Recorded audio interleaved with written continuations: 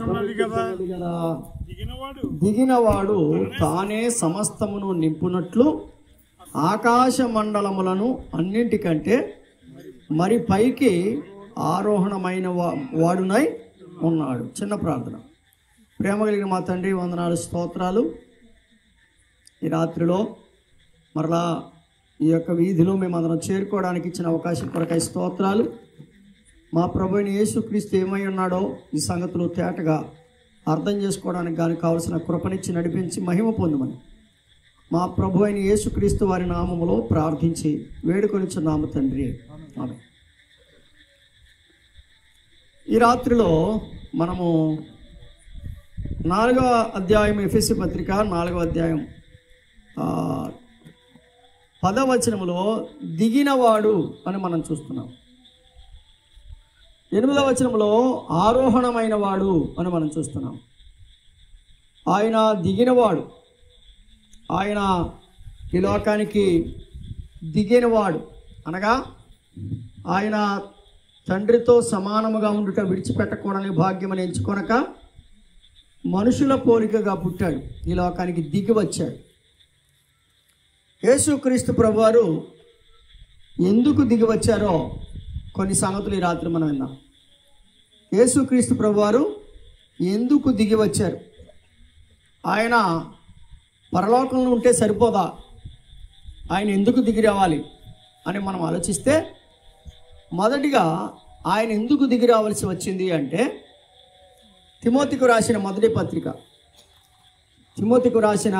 పత్రిక మొదటి అధ్యాయం 15వ వచనం. తిమోతికి రాసిన మొదటి పత్రిక మొదటి అధ్యాయం 15వ వచనం. పాపులను రక్షించుటకు క్రీస్తు యేసు లోకమునకు వచ్చెనను వాక్యము నమ్మదగినదియు పూర్ణాంగీకారమునకు యోగ్యమైనదియునై ఉన్నది.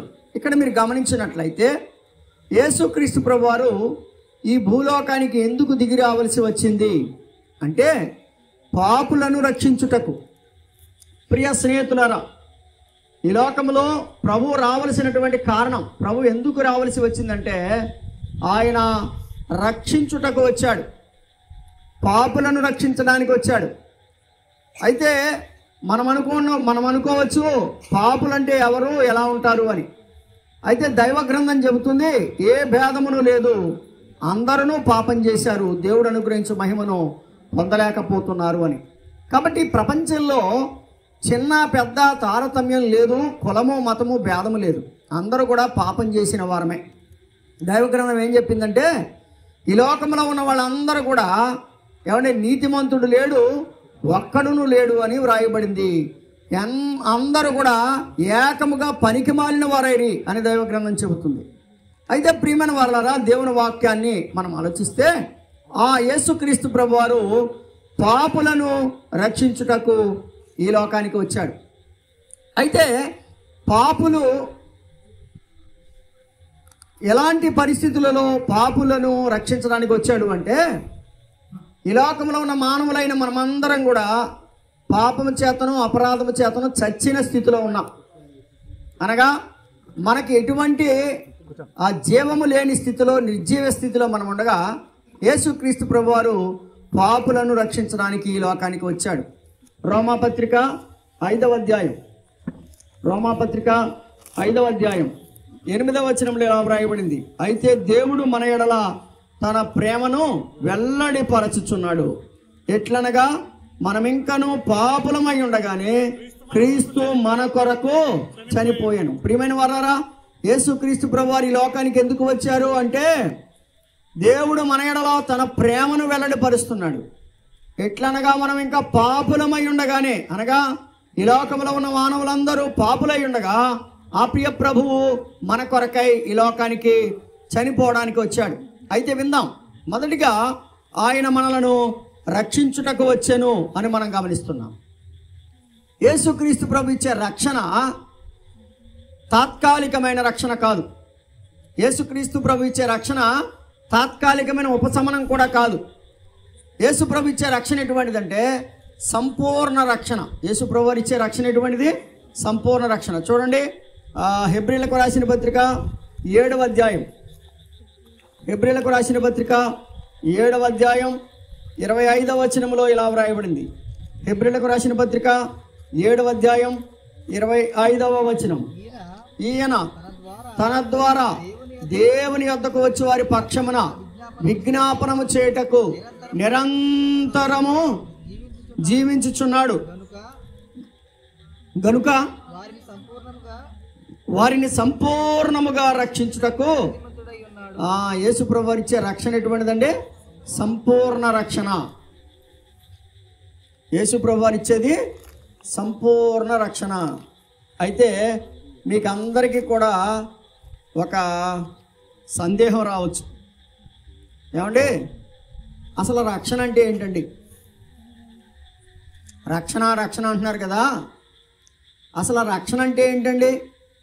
యేసు ప్రభువు వారు రక్షించడానికి వచ్చారని చెప్తున్నారు కదా, రక్షణ అంటే ఏంటండి అని మీరు అంటే కనుక, రక్షణ అంటే ఏంటంటే దైవ గ్రంథం చాలా విశేషంగా వివరంగా చెప్పింది రక్షణ అంటే ఏంటో.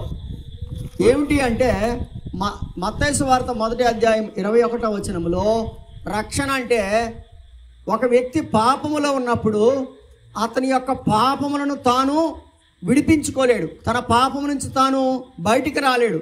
అప్పుడు ప్రభువు ఎందుకు వచ్చాడంటే పాపముల నుండి రక్షించడానికి వచ్చాడు. చూడండి మత్తయి సువార్త 1:21, ఆమె ఒక కుమారుని కనును తన ప్రజలను వారి పాపముల నుండి ఆయనే రక్షించును గనుక ఆయనకి యేసు అని. గమనిస్తున్నారా? రక్షణ అంటే ఏంటంటే ఒక వ్యక్తి పాపములో ఉన్న వ్యక్తిని రక్షించుట, అనగా పాపపు బంధకాలలో ఉన్న వ్యక్తిని, పాపపు కబంధ హస్తాలలో ఉన్న వ్యక్తిని పాపము నుండి రక్షించుట. సోదరులారా చూడండి, నీటి నుంచి రక్షించే వాళ్ళు ఉన్నారు, లేకపోతే ఫైర్ వాళ్ళు వచ్చారనుకోండి, మంటల్లో నుంచి రక్షిస్తారు వాళ్ళు. ఫైర్ ఆఫీసర్స్ వస్తే మంటలు కాలిపోతుంటే మంటల్లోకి వెళ్ళి కూడా రక్షిస్తారు. కొంతమంది నీటిలో పడిపోతే గజేతకళ్ళి వెళ్ళి నీటిలోంచి రక్షిస్తారు. ఏమండి ఈ రకంగా రకరకాల పరిస్థితుల నుంచి రక్షించేవారు ఉన్నారు, కానీ పాపము నుంచి రక్షించేవారు ఎవరైనా ఉన్నారంటే అది ప్రభు అయిన యేసుక్రీస్తు వారు మాత్రమే. అయితే గమనించండి, పాపము అనేది మనిషికి శాపం. పాపం అనేది మనిషిని నిత్య నరకానికి నడిపించేటువంటి ఒక శత్రువు. పాపము వల్ల వచ్చు జీతము మరణము, అది అగ్ని గంధకములతో మండే గుండము. అయితే ఒక వ్యక్తి పాపములోనే జన్మించి, ఒక వ్యక్తి పాపములోనే జీవించి, ఒక వ్యక్తి పాపములోనే చనిపోతే అతడు ఎంతటి వాడైనా, అతడు ఎంత జ్ఞాని అయినా, ఎంత ధనవంతుడైనా, ఎంత పేరు ప్రతిష్టలు కలిగిన వాడైనా అతడు అగ్ని గంధకములతో మండే గుండములోనికి వెళ్ళాలి. ఎందుకు అంటే పాపం అతన్ని వదిలిపెట్టదు. అతని పాపం అతన్ని ఎక్కడికి తీసుకుని వెళుతుందంటే అగ్ని గంధకాలతో మండే గుండానికి తీసుకుని వెళుతుంది. కాబట్టి యేసు ప్రభువు వారు ఎందుకు వచ్చారు? ఏ పాపమైతే వ్యక్తిని నరకానికి నడిపిస్తుందో ఆ పాపము నుంచి ఆ వ్యక్తిని విడిపించడానికి యేసు ప్రభువు వారు వచ్చారు. గమనిస్తున్నారా? ఆ పాపము యొక్క కబంధ హస్తాల నుంచి, ఆ పాపం యొక్క భయంకరమైనటువంటి ఆ బందీకానా నుంచి మానవులను విడిపించడానికి వచ్చారు. కనుక యేసు ప్రభువు వారు రక్షణ అంటే పాపముల నుండి రక్షించుట. రెండవది మీరు గమనించినట్లయితే తీతు పత్రిక 3వ అధ్యాయం, తీతు పత్రిక 3వ అధ్యాయం 5వ వచనం, తీతు పత్రిక 3వ అధ్యాయం 5వ వచనం, మనము నీతిని ప్రేమించితిమని కాక, అనుసరించిన చేసిన క్రియల మూలంగా కాక, తన కనికరము చొప్పుననే పునర్జన్మ సంబంధమైన స్నానము ద్వారా పరిశుద్ధాత్మ మనకు నూతన స్వభావము కలుగు చేయటం ద్వారా మనలను, రక్షణ అంటే ఏంటంటే ఒక వ్యక్తికి నూతన స్వభావాన్ని కలుగు చేయుట.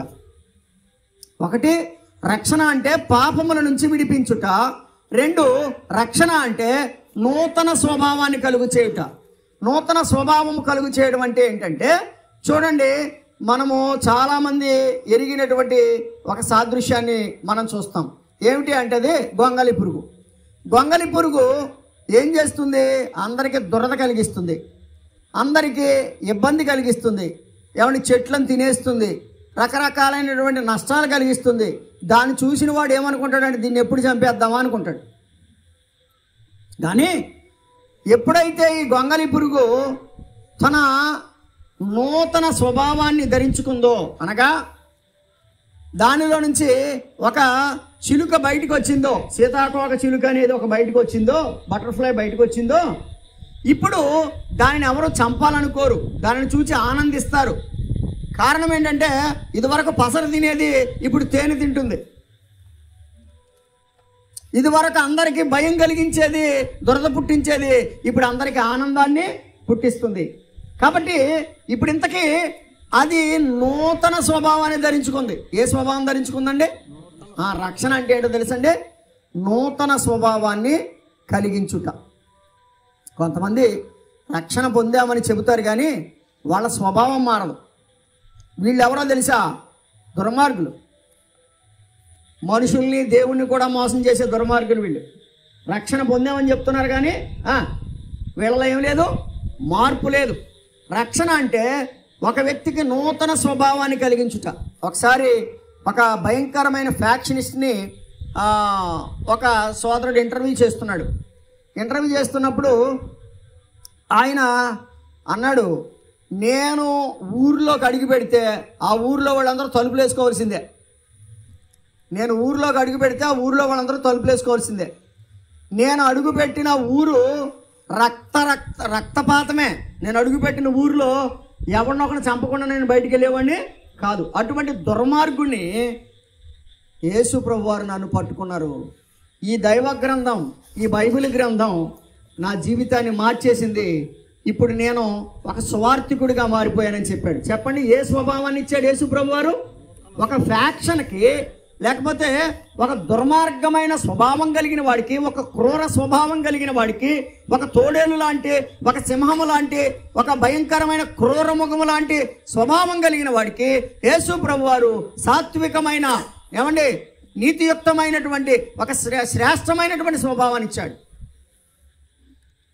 ప్రపంచంలో ఇటువంటి సాక్ష్యాలు కోకొలలు. అనగా ఒక ఫ్యాక్షన్ని ఒక సాత్వికుడిగా మార్చినటువంటి ప్రభు, ఒక వ్యభిచారిని ఒక సన్మార్గిగా మార్చినటువంటి గృహిణిగా మార్చిన ప్రభు. ఏమండి, యేసు ప్రభు వారు నూతన స్వభావాన్ని ఇస్తాడు. ప్రియమైన స్నేహితులారా, యేసు ప్రభు ఇచ్చే రక్షణ పాపముల నుంచి రక్షించుట, 2 నూతన స్వభావము కలిగించుట. నేనంటాను, నీవు ఎక్కడికైనా వెళ్ళు, నూతన స్వభావం నీకు దొరుకుతుందేమో చూడు. నువ్వు ఎక్కడికైనా వెళ్ళు, ఇది ఛాలెంజ్. ఎక్కడికైనా వెళ్ళు, నీకు నూతన స్వభావం దొరుకుతుందేమో చూడు. లేదా యేసు ప్రభు పాదాల దగ్గరికి రా, నీకు నూతన స్వభావం దేవుడు ఇవ్వకపోతే నన్ను అడుగు. ఎందుకంటే మేమందరం ఏం మంచివాళ్ళమేం కాదు. ఏమండి, చెడినవాడానైనా నన్ను చేరదీసి బ్రోచినావు, చెడినవాడానైనా నన్ను చేరదీసి బ్రోచినావు, పడిన నాదు కోతి నుండి, పడిన నాదు కోతి నుండి పైకి లేవా తీర్చినావు, భజన చేయుచు భక్త పాలక ప్రస్తుతించు నీ నామమును. చెడిన వాళ్ళమైన మమ్మలను ప్రభు రక్షించాడు. ఎప్పుడు రక్షించాడో తెలుసండి? యేసు ప్రభువా నేను పాపిని ఒప్పుకోగానే ఆయన రక్షించి నూతన స్వభావం ఇచ్చాడు. కాబట్టి రక్షణ అంటే ఒకటి, పాపమును, ఏ పాపమైతే మనల్ని నరకానికి నడిపిస్తుందో, ఏ పాపమైతే మనల్ని బంధించి నరకంలో పడవేస్తుందో ఆ పాపం నుంచి విడిపించడమే రక్షణ. 2, రక్షణ అంటే ఒక వ్యక్తి యొక్క స్వభావాన్ని మార్చుట, ఒక వ్యక్తి యొక్క క్రూర స్వభావాన్ని మార్చుట, ఒక వ్యక్తి యొక్క దుర్మార్గ స్వభావాన్ని మార్చుట. ఒకసారి యేసుక్రీస్తు ప్రభువారు ఎరుకో పట్టణం గుండా వెళుతున్నాడు. ఎరుకో పట్టణం గుండా వెళుతుంటే ఆ సుంకపు గుత్తదారుడు జక్కయ్య అనేటువంటి ఒక పొట్టి వ్యక్తి ఏం చేశాడంటే యేసు ప్రభుని చూడాలని మేడి చెట్టు ఎక్కాడు. మేడి చెట్టు ఎక్కినప్పుడు చాలామంది జనాలు ఆ ప్రభుని మీద పడుతున్నారు, వెళుతున్నారు. యేసు ప్రభు వారి జక్కయ్య దగ్గరికి వచ్చాడు. చెట్టు ఉన్న ఏవైతే చెట్టు అయితే జక్కయ్య ఎక్కాడో ఆ చెట్టు దగ్గరికి వచ్చి జక్కయ్య దిగమన్నాడు. జక్కయ్య దిగొచ్చి ప్రభువా, నేను ఎవరి యొద్దనైనను అన్యాయంగా ఏదైనాను తీసుకుంటే మరలా వారికి 4 గంతలు ఇస్తాను అన్నాడు. ఇప్పుడు చెప్పండి, ఈ జక్కయ్యకి స్వభావం ఎక్కడి నుంచి వచ్చింది? అంతకుముందు 4 గంతలు లాగేస్తాడు. అంతకుముందు రూపాయికి 4 రూపాయలు లాగేసేవాడు. ఇప్పుడు ఎప్పుడైతే యేసు ప్రభువుని కలుసుకున్నాడో, యేసు ప్రభు చేత పిలువబడ్డాడో, యేసు ప్రభు పిలుపుకు లోబడి దిగి వచ్చాడో, అతనికి ఏ స్వభావం వచ్చేసింది చెప్పండి? నూతన స్వభావం. ఏమన్నాడు తెలుసా? యేసు ప్రభు అడగకుండానే, ఏయ్ జక్కయ్య, నువ్వేంటి ఇంత దుర్మార్గంగా నువ్వు పన్నులు వసూలు చేస్తున్నావు అని యేసు ప్రభు అనకుండానే జక్కయ్య అంటున్నాడు, ప్రభువా, నేను ఎవరి యొద్దనైనను ఏదైనాను అన్యాయంగా నేను తీసుకుంటే వారికి తిరిగి 4 గంతలు ఇస్తాను. చెప్పండి, ప్రభు ఏ స్వభావం ఇచ్చాడు? నూతన స్వభావం. ఒక వ్యభిచారం మందు పట్టబడిన స్త్రీ, లేక వ్యభిచారంలో ఉన్నటువంటి స్త్రీ ఒకసారి నీళ్లు పట్టుకోవడానికి మధ్యాహ్నం వచ్చింది నువ్వు బావి దగ్గరికి. యేసుప్రభు రామని నీళ్ళు అడిగాడు. నీళ్ళు అడిగితే, ఏమయ్యా, నీవు యూదుడవు, నేను సమరయురాలిని. సమరయురాలనైన నేను, యూదుడవైన నీవు మంచినీళ్ళు అడగడానికి నీకు అసలు బుద్ధి లేదా? నీకు నువ్వు ఎలా అడుగుతున్నావు, నేను ఎలా పోస్తాను? మీరు ఎప్పుడు తాగరు కదా, మీరు యూదులు కదా, మీరు అగ్రకులం కదా, మేము అది నిమ్మన కులం కదా, అది దాని అర్థం. సమరయులు అంటే నిమ్మన కులం, యూదులంటే అగ్రకులం. మీది అగ్రకులం కదా, మాది నిమ్మన కులం కదా, నేను నీళ్ళు ఎలా పోస్తే నువ్వు ఎలా తాగుతావయ్యా అంటే, అలా కదమ్మా, నేనిచ్చి నీళ్లు త్రాగువాడు ఇక ఎప్పటికీ దప్పికొనడు అని ప్రభు చెప్పాడు. అయ్యా, అయితే ఇంత దూరం వచ్చి నేను ఈ నీళ్లు తోడుకుని వెళ్ళక్కర్లేకుండా, ప్రభువా, అయ్యా దయచేసి నాకు ఆ నీళ్ళు ఇమ్మంటే ప్రభు అన్నాడు, అయితే నీ వెళ్ళి నీ పెనిమిటిని తీసుకురా అన్నాడు. నాకు పెనిమిటి లేడు అన్నది. ఏం చెప్పావు? లేడన్నావా? నీకు 5గురు ఉన్నారు అంటే, ప్రభువా నువ్వు గొప్పవాడవయ్యా అని అనగానే ఆమె ఆ కొండను వదిలిపెట్టేసి ఊరిలోకి వెళ్ళి, ఏమని చెప్తుందో తెలుసా? నేను చేసినవన్నీ నాతో చెప్పిన వానిని చూడండి, ఈయన క్రీస్తు కాడా. ఏం మారిపోయింది? ఆమె స్వభావం మారిపోయింది. చూసారా? అంతకుముందు ఏ స్వభావం? 10 మందిని పాడు చేసే స్వభావం. ఇప్పుడు ఏ స్వభావం ఆమెది చెప్పండి? ఏ స్వభావంలోకి మారిందామా? ఇదిగో క్రీస్తు దగ్గరకు రండి, క్రీస్తు దగ్గరకు రండి, ఈయన క్రీస్తు కాడా, ఈయన మాత్రమే క్రీస్తు కాడా అంటూ తన యొక్క నూతన స్వభావాన్ని కలిగినటువంటి జీవితాన్ని ఊరిలో ప్రదర్శించింది. ప్రియమైన స్నేహితులారా, జక్కయ్యకు నూతన స్వభావాన్ని ఇచ్చినవాడు, సమరయ స్త్రీకి నూతన స్వభావాన్ని ఇచ్చినవాడు నీకు నాకు నూతన స్వభావాన్ని ఇస్తాడు. నూతన స్వభావాన్ని ఇవ్వడమే రక్షణ. 1, పాపం నుంచి రక్షించుట రక్షణ. 2, నూతన స్వభావము కలిగించుట రక్షణ. 3వ సంగతి చూద్దాం రండి. దానియేలు గ్రంథం 4వ అధ్యాయం. దానియేలు గ్రంథం 4వ అధ్యాయం 17వ వచనం. దానియేలు గ్రంథం 4వ అధ్యాయం 17వ వచనం.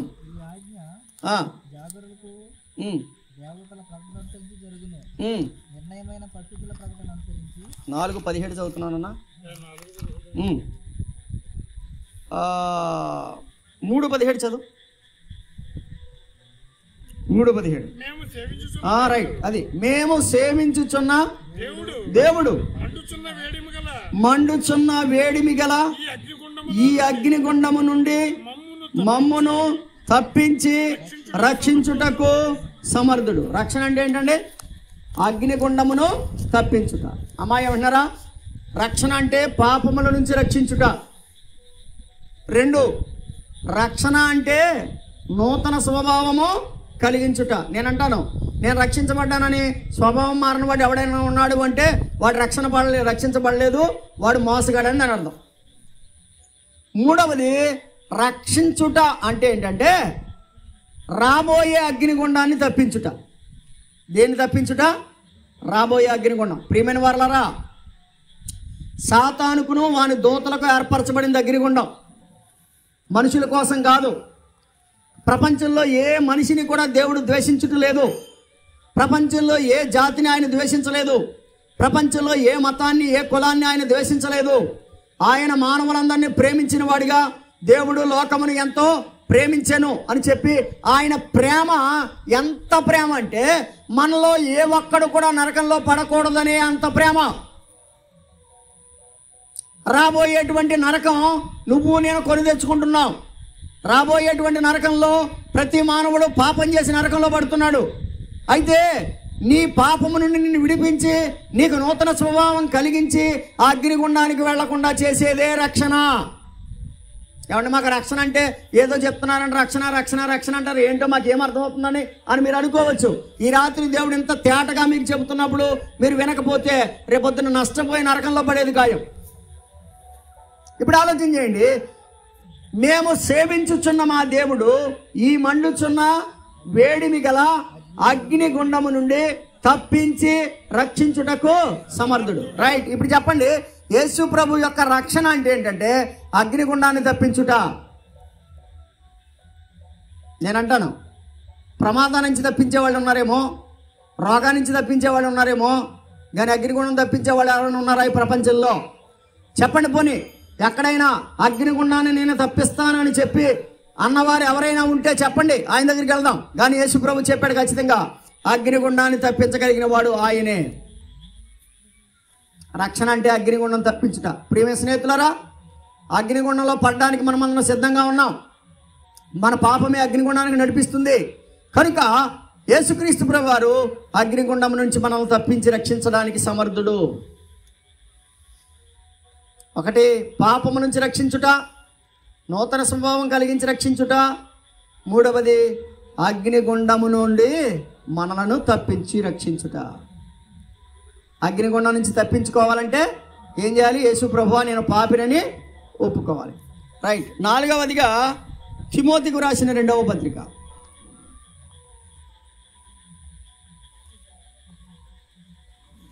తిమోతికి రాసినటువంటి 2వ పత్రిక 4వ అధ్యాయం 18వ వచనం.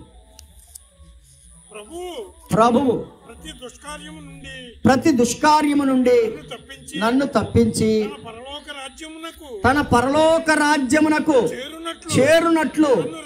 అది రక్షణ అంటే ఏంటి చెప్పండి? ఇప్పుడు పరలోక రాజ్యాన్ని చేర్చుట, నరకాన్ని తప్పించుట, 4వది పరలోక రాజ్యాన్ని చేర్చుట. అమ్మా, యేసు ప్రభు ఎందుకు వచ్చాడు అంటే మనం విన్నాం, పాపులను రక్షించుటకు.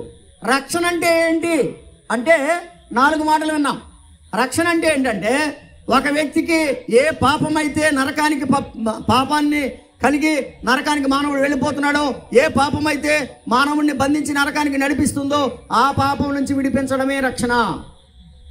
2, ఏమండి, ఒక వ్యక్తి యొక్క దౌర్భాగ్యమైన స్వభావాన్ని, ఒక వ్యక్తి యొక్క దుర్మార్గమైన స్వభావాన్ని, క్రూర స్వభావాన్ని మార్చివేయడమే రక్షణ. 3వదిగా ఏమండి అంటే నూతన స్వభావం ఇవ్వడమే రక్షణ 2వది. 3వది ఏంటంటే అగ్నిగుండమును తప్పించుట రక్షణ. ప్రియ స్నేహితులారా, అగ్నిగుండం తప్పించుకునే ఆశ ఉందా? అగ్నిగుండం తప్పించగలిగిన వాడు ఈ ప్రపంచంలో ఈ సర్వ సృష్టిలో ప్రభు అయిన యేసుక్రీస్తు తప్ప వేరే దారి లేదు. 4వదిగా రక్షణ అంటే పరలోక రాజ్యము చేర్చుట. ప్రియ స్నేహితులారా, పరలోక రాజ్యానికి వెళ్ళకపోతే నరకంలో ఉంటాం. బైబిల్ గ్రంథం 2 శాశ్వతమైనటువంటి స్థలాలు చెప్పింది. ఒకటి శాశ్వతమైన స్థలము ఏమిటి అంటే నరకము. నరకంలో పడినోడు బయటికి రాడు, నరకం నుంచి తప్పించుకుందామంటే దారి ఉండదు. మన పేరు ప్రతిష్టలు, మన పలుకుబడి, మన జ్ఞానం, ఏమంటే ఇక్కడ వేసిన కేకలు అక్కడ పనికిరావు. ఇక్కడ పళ్ళు బిగించి నువ్వేం చెప్పాల్సిన అవసరం లేదు, అవతలవో, ఇటువంటి ఈ కేకలేం పనికిరావు. అక్కడ ఎందుకు పనికిరావు?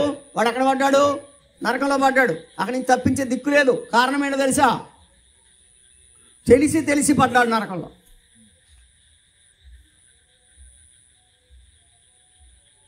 మరొక నిత్యస్థానం ఏంటంటే పరలోకం. పరలోకంలోకి వెళ్ళినవాడు నిత్యము ఆనందమే. బంగారు వీధులు కలిగిన పట్టణం, వ్యాధి బాధలు లేని పట్టణం, ఆకలి దప్పులు లేని పట్టణం, ఏమండి అద్భుతమైన నగరం.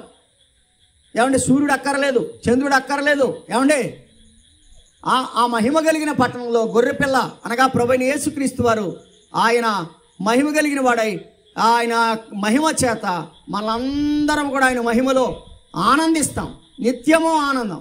చూడండి, ఒకటి నిత్య ఆనందం, ఒకటి నిత్య నరకం. అందుకని దాన్ని అన్నారు నిత్య జీవము, నిత్య నరకం. ఇప్పుడు రక్షణ అంటే ఏంటి? నిత్య జీవానికి నడిపించుట, పరలోక రాజ్యానికి నడిపించుట. నేను మరలా అడుగుతున్నాను, మరలా మీకు తెలియజేస్తున్నాను, ఈ ప్రపంచంలో పరలోక రాజ్యానికి నడిపించే వ్యక్తి ఎవరైనా ఉన్నారా అంటే చూపించండి. వేరే అవకాశం ఏమీ లేదు. అందుకనే యేసుప్రభువు అన్నాడు, నా ద్వారా తప్ప కదా, నేనే మార్గమును సత్యమును జీవమును, నా ద్వారా తప్ప ఎవడును తండ్రి యొద్దకు చేరడు అని స్పష్టంగా చెప్పాడు. కనుక ప్రియమైన వారలారా, యేసుక్రీస్తు ప్రభువారు పాపులను రక్షించుటకు ఈ లోకానికి ఆయన దిగి వచ్చినట్లుగా మనం చూస్తున్నాం. ఏమండి, యేసుక్రీస్తు ప్రభు యొక్క ప్రేమ ఎంత గొప్పదో చూడండి. యోహాను మొదటి పత్రిక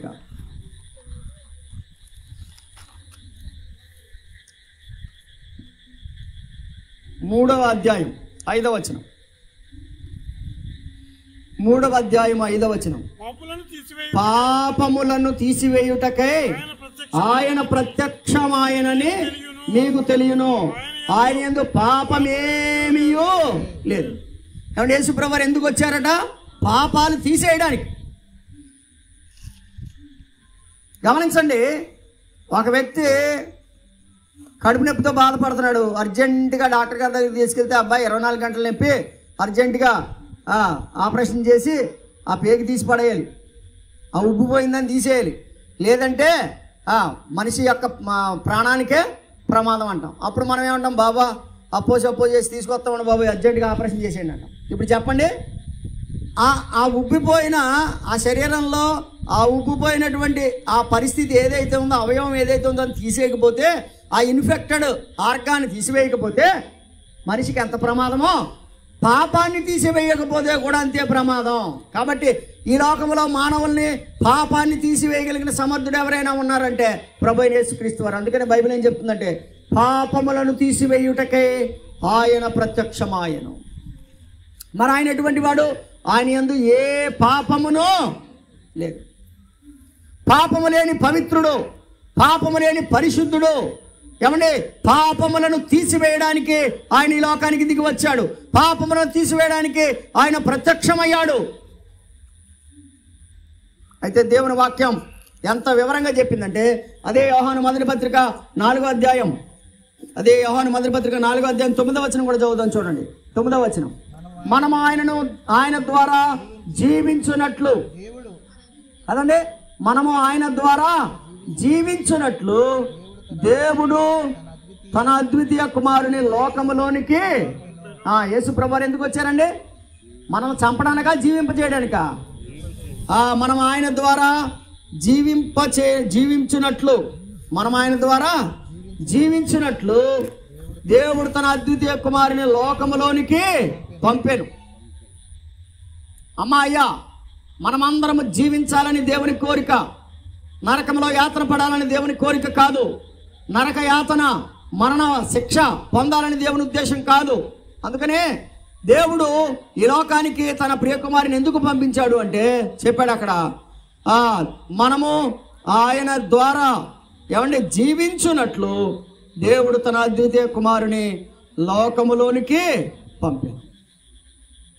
దీని వలన దేవుడు మన యందుంచిన ప్రేమ ప్రత్యక్షపరచబడెను. దేవుని ప్రేమ ఎంత గొప్పదో తెలుసండి.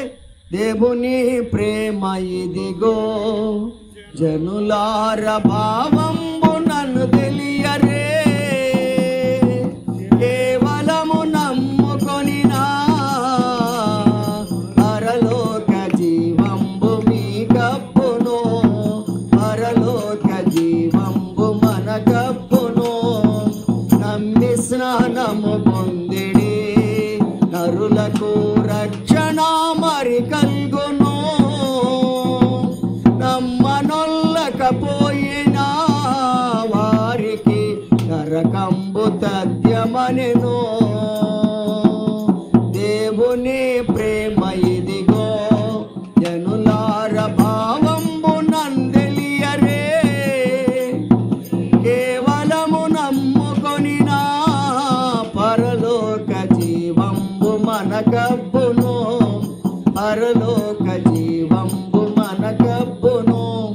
మనము తన కుమారుని ద్వారా జీవించున్నట్లే దేవుడు ఈ లోకానికి వచ్చాడు.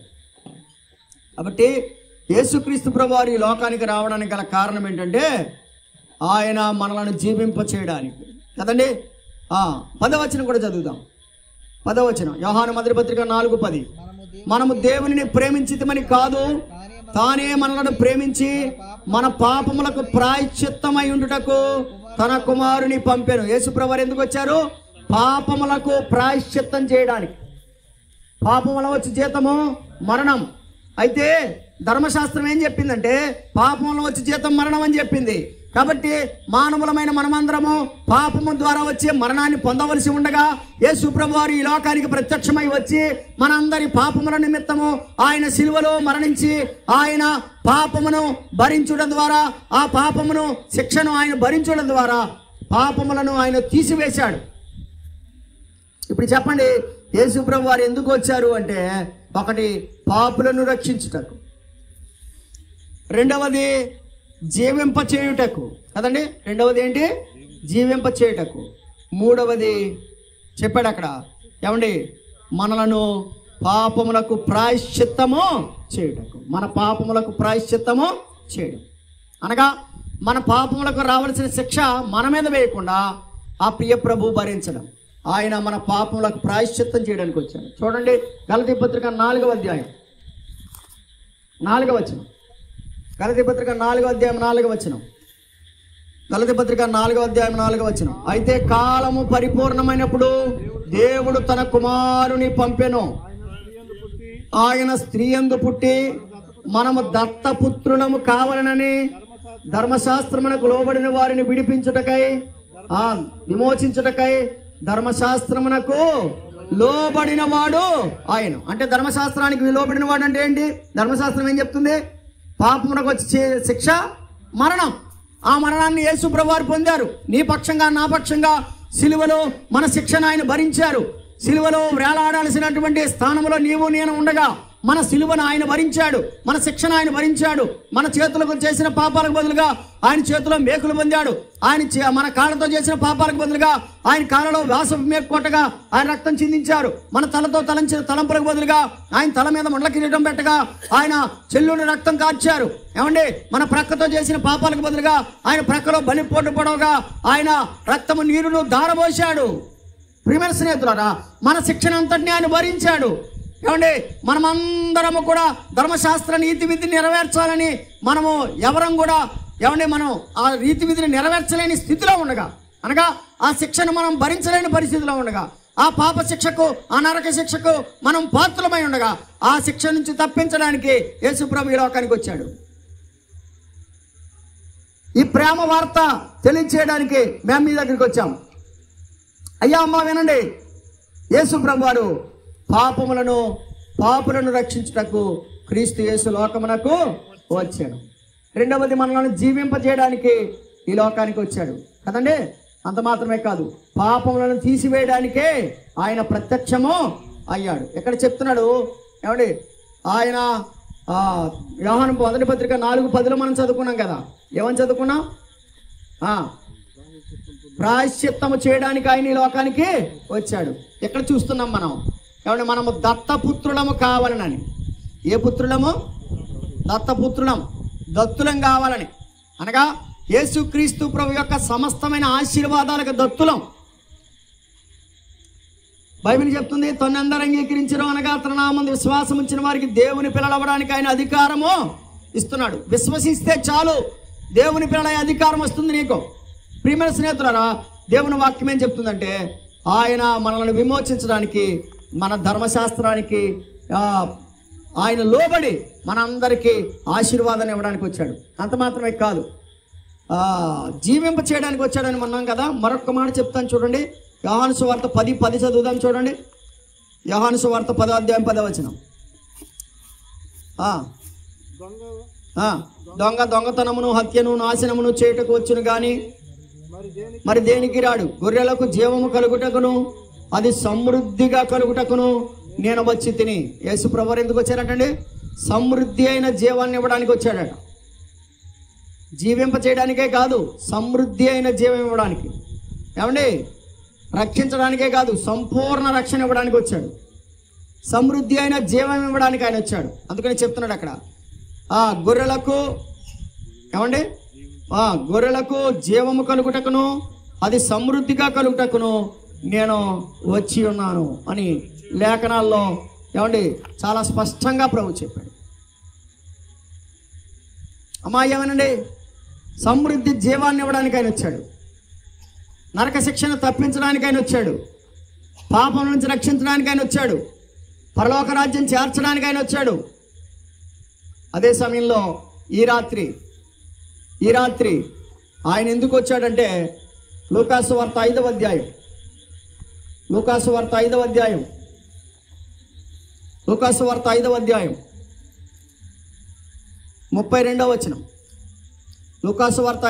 32వ వచనం. మారు మనసు పొందుటకు నేను పాపులను పిలువ వచ్చి తిని. చాలండి. యేసుప్రభువారు ఎందుకు వచ్చారట? మారు మనసు పొందడానికి, నేను పాపులను పిలవడానికి వచ్చాను. సోదరులారా, యేసుప్రభు నిన్ను నన్ను ఈ రాత్రి పిలుస్తున్నాడు. ఏమనంటే మారు మనసు పొందు. ఎందుకు పొందాలని మారు మనసు? దేవుని రాజ్యం సమీపిస్తుంది. ఎందుకు పొందాలి మారు మనసు? దేవుని రాజ్యం సమీపిస్తుంది అనగా యేసు ప్రభు యొక్క రెండవ రాకడ సమీపంగా ఉంది. దేవుని రాజ్యం సమీపిస్తుంది అనగా క్రీస్తు ప్రభు యొక్క రెండవ రాకడ సిద్ధంగా ఉంది. ఆ రెండవ రాకడ ఎప్పుడో తెలియదు, నీ ప్రాణం పోకడ ఎప్పుడో తెలియదు. కనుక ప్రాణం పోయేలోపు, ప్రభు వచ్చేలోపు మారు మనసు పొందాలి. యేసు ప్రభు అంటున్నాడు, ఇదిగో ఏమండి, మారు మనసు పొందడానికి నేను పాపులను పిలవడానికి వచ్చాను. ఒకసారి ఒక ఆయనట తన కొడుకు పెళ్లి చేశాడట. పెళ్లి చేసి పెళ్లి పత్రికలు అందరికీ పంచిపెట్టాడట. పెద్ద వాళ్ళందరికీ, మినిస్టర్లకి, చీఫ్ మినిస్టర్లకి, అలాగే అందరికీ, పెద్ద వాళ్ళందరికీ ఆయన కార్డులు పంచిపెట్టాడు భోజనానికి రమ్మని. భోజనం సమయం అయినప్పుడు, అరే భోజనం టైం అయిపోతున్నారు రండి అని పిలిస్తే ఒక్కొక్కడు ఏం చెప్తున్నాడంట? సాకులు చెప్తున్నాడంట. నేను పొలం కొన్నాను, దాన్ని పరీక్షిస్తాకి వెళ్తున్నాను అంటాడు ఒకడు. ఓహో నేను పెళ్లి చేసుకున్నాను, నేను రాలేని అంటాడు అంటూ ఇంకొకడు. నేను 5 జతలు ఇడ్లు కొన్నాను, వాటిని పరీక్షించడానికి వెళ్తున్నాను అంటాడు ఇంకొకడు. ఇప్పుడు చెప్పండి, పిలిచాడు ప్రభువు, ఆహారం సిద్ధపరిచాడు, పిలిచాడు. ఆ ఆహారాన్ని స్వీకరించడానికి వారు ఎవరు ఇష్టపడలేదు. అప్పుడు ఆ యజమాని అన్నాడంట, మీరు వీధుల్లోకి వెళ్ళండి, రాజమార్గాల్లోకి వెళ్ళండి, తుప్పల్లోకి వెళ్ళండి, రొప్పుల్లోకి వెళ్ళండి, మీరు ఎక్కడికి వెళ్తారో వెళ్ళండి, అందరిని పిలుచుకుని రండి, నా విందుశాల నిండిపోవాలంటే. ఇప్పుడు చెప్పండి, ముందు పిలిచిన వాళ్ళు రాలేదు, ఇప్పుడు యోగ్యత లేనివారు, అంటే అంతకుముందు యోగ్యత ఉన్నవారు వస్తారేమో అని అనుకున్నాడు, కానీ ఇప్పుడు యోగ్యత లేనివారు అనగా సరైన బట్టలు లేవు, వారికి ఎటువంటి పరిస్థితులు లేవు, వారు గొప్పవారు ఏం కాదు, ఏమండి, వారు వీధిలో తిరిగేవారు, ఏమంటే వారికి సరైన నివాసాలు లేవు, సరైన వస్త్రాలు లేవు, సరైనటువంటి పరిస్థితులు వారికి లేవు. అయినా కానీ ప్రేమించి ఆ యజమానుడు భోజనానికి వారిని పిలిచాడు. బైబిల్ అదే చెప్తుంది, నేను పాపులను పిలువ వచ్చి తిని. ఇప్పుడు వారందరూ వచ్చి సంతోషంగా భోజనం చేశారు. ప్రియ స్నేహితులారా, నువ్వు నేను పాపముతో ఉండగా ఈ రాత్రి యేసు ప్రభు వారు నిన్ను నన్ను ప్రేమతో పిలుస్తున్నాడు. ఏమని పిలుస్తున్నాడు తెలుసా? రండి రండి యేసుని యొద్దకు రమ్మనుచున్నాడు, రండి రండి యేసుని యొద్దకు రమ్మనుచున్నాడు, ప్రయాసపడి భారము మోయువారలు, ప్రయాసపడి భారము మోయువారలు ప్రభుని చెంతకు అరుగిడి వేగమే, ప్రభుని చెంతకు అరుగిడి వేగమే, రండి రండి యేసుని యొద్దకు రమ్మనుచున్నాడు, యేసుని పిలుపు వినియునింకా యోచింపారేలా, యేసుని పిలుపు వినియునింకా యోచింపారేలా, అవన్నీ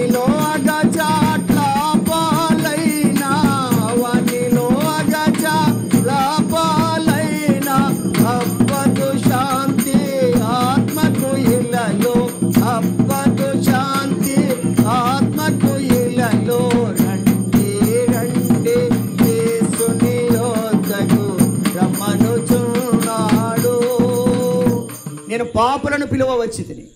ఎందుకు పిలుస్తున్నాడు పాపుల్ని? అపోస్తుల కార్యముల గ్రంథం 3వ అధ్యాయం.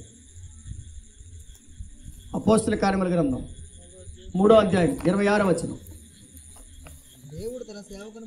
దేవుడు తన సేవకుని పుట్టించి మీలో ప్రతి వారిని ఏమండి వాని దుష్టత్వము అంటే వాని పాపాన్ని నుంచి మళ్లించుట ద్వారా మిమ్మును ఆశీర్వదించుటకు ఆయనను మొదట మీ యొద్దకు పంపేనని చెప్పాను. గమనిస్తున్నారా? దేవుడు ఏమండి ఏమని పిలుస్తున్నాడో తెలుసు. ఎందుకు పాపులను ఎందుకు పిలుస్తున్నాడో తెలుసా? ప్రతి పాపిని అతని పాపము నుంచి మళ్లించడానికి, అతని దుష్టత్వం నుంచి మళ్లించడం ద్వారా అతన్ని ఆశీర్వదించడానికి దేవుడు ఈ లోకానికి వచ్చాడు. ప్రియ స్నేహితులారా, యేసుక్రీస్తు ప్రభు ప్రేమను గుర్తించారా? నిన్ను కూడా ఈ రాత్రి పాపము నుంచి మళ్లించి, పాప శిక్ష నుంచి మళ్లించి నిన్ను ఆశీర్వదించాలని ప్రభు ఆశపడుతున్నాడు. నువ్వు చేయాల్సిందల్లా ఏమిటంటే, యేసు ప్రభువా నేను పాపిని, నా పాపములు క్షమించమని అడగండి. ఎందుకంటే పాపం చేసింది మనము. మనకు రావాల్సిన శిక్ష యేసు ప్రభు వారి సిలువలో భరించాడు.